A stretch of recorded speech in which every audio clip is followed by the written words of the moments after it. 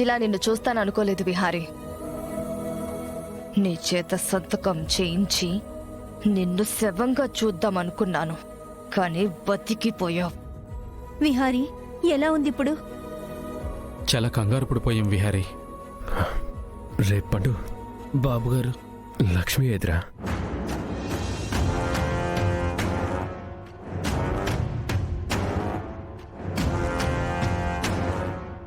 విహారీ, ఇప్పుడు దాని గురించి అవసరమా? ముందు నువ్వు రెస్ట్ తీసుకో. అది కాదు అత్తయ్య, లక్ష్మి ఎక్కడుంది? బావా, ఎలాంటి పరిస్థితుల్లో కూడా ఆ లక్ష్మి గురించి ఎందుకు? దానివల్లే కదా మనకిన్ని కష్టాలు. కాదత్తయ్య, మనల్ని కష్టాల్లో ఉన్న ప్రతిసారి కాపాడింది లక్ష్మినే.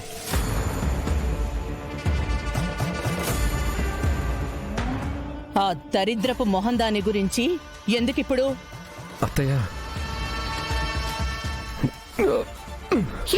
విహారీ, విహారీ, అవన్నీ తీయకూడదు బావా. తీయకు బావా.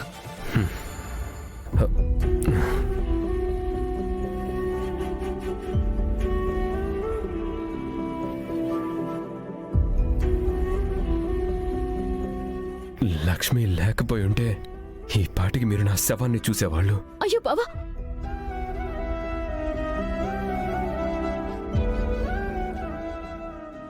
నాన్నా అలా మాట్లాడొద్దు నాన్నా.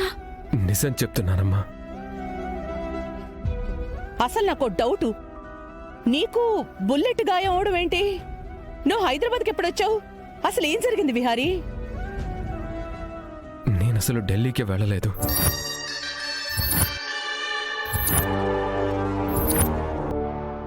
ఎయిర్పోర్ట్కి వెళ్లే దారిలో నన్ను కిడ్నాప్ చేశారు.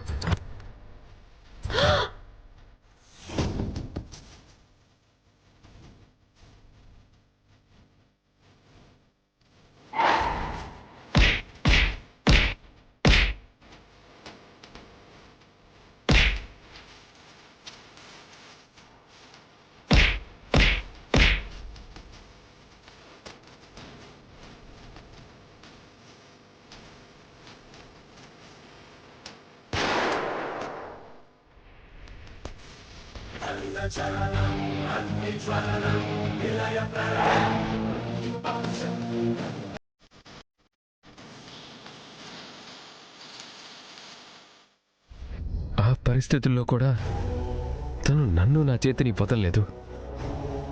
ఈ హాస్పిటల్ వరకు తీసుకొచ్చింది.